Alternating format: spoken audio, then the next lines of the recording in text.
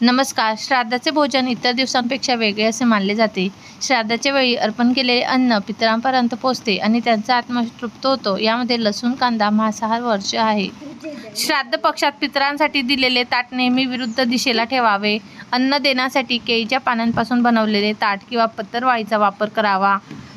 श्राद्धाच्या ताटाच्या डाव्या, उजव्या, समोर आणि मध्य अशा 4 भागांमध्ये पदार्थांचा उल्लेख करण्यात येतो. सर्वप्रथम ताटात देशी तूप लावा.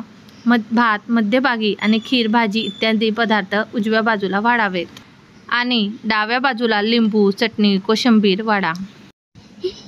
सांबार, कढी, पापड, भजी, उडीद वडा, लाडू असे पदार्थ समोर ठेवा.